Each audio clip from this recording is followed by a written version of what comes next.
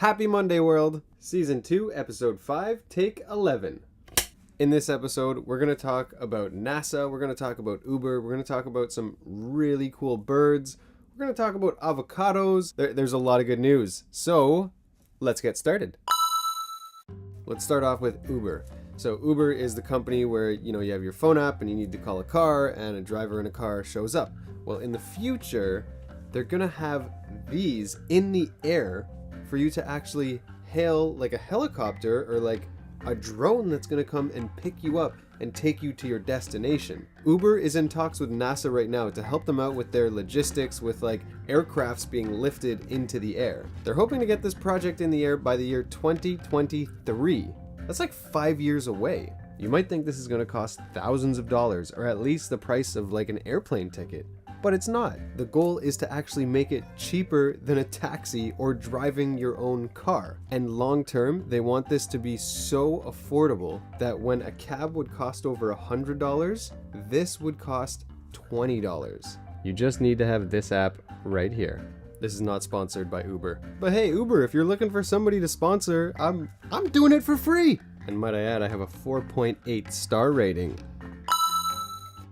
In South Africa, 955 gold miners were trapped underground. They were all working there, and then the power cut out, and the only way to get in and out of the mine is by an electronic lift. And obviously that lift had no power. They really should have implemented some sort of hand crank so that they could have got out manually.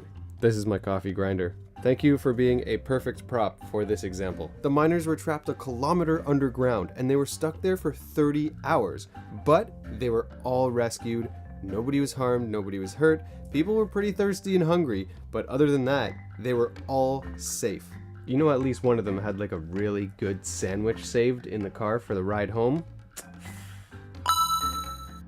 This little girl is named Leafy Lu. That's one of the coolest names I've ever heard. Leafy? When Leafy was 6 months old, she started to get seizures, and her seizures were really bad. She was having up to 60 a day. Her parents moved from England to Australia in hopes that the hot weather would help her seizures, and it didn't. Thankfully, this is the Good News Channel, and all you're going to hear about are positive stories. So, her parents reduced her seizures from 60 a day to 4 a year through a special diet. This is it. She eats 2 avocados a day. She has a low-carb, high-fat diet. And because of that, she barely has any more seizures. By the time she was 5 years old, she ate 3,000 avocados. Next time someone asks you if you want to add guac for $1,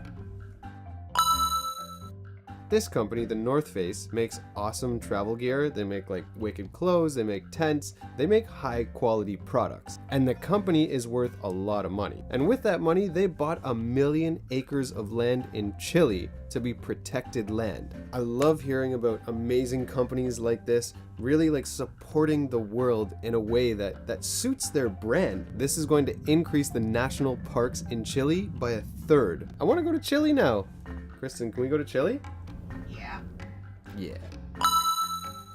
This is the Kea Parrot, and they're native to New Zealand. These are supposed to be the smartest parrots in the world. You guys won't believe what they did. These parrots realized that cars would drive around pylons, that pylons were controlling where vehicles were going. So they started to move the pylons around to slow down the cars. Why would they move around pylons to slow down cars? Because people were feeding them when their cars were slowed down and they saw parrots on the side of the road. What? Come on. But it's not safe for parrots to be flying onto the road and moving pylons around. It's not safe for the parrots, it's not safe for the drivers. So what did these amazing Kiwis do? They built the parrots a gym on the side of the road. Now these parrots are preoccupied going on monkey bars and just having a blast, not being distracted by pylons on the road. Have you dreamed of owning your own house, but prices are just astronomical and out of your price range? Coming to you live from Italy, you can now buy a house in Italy for $1.25. That's right, on the island of Sardinia, there's one village that people have been moving away from, and it's kind of becoming a ghost town. Now, before everyone leaves the town, they want to repopulate it. They want to bring people in. They don't want this to be a ghost town. So they're just selling the houses for $1.25. $1.25, or about $5 Canadian. You can actually still apply to be in this village to buy a house for $1.25. It closes on February 7th, which is Wednesday, this Wednesday. But wait! There's a catch. Anyone who moves into these houses actually has to renovate them within the next 3 years. So renovations could cost anywhere from $5,000 to $25,000. Worst case scenario, that's $25,001.25 for a house on an island in Italy.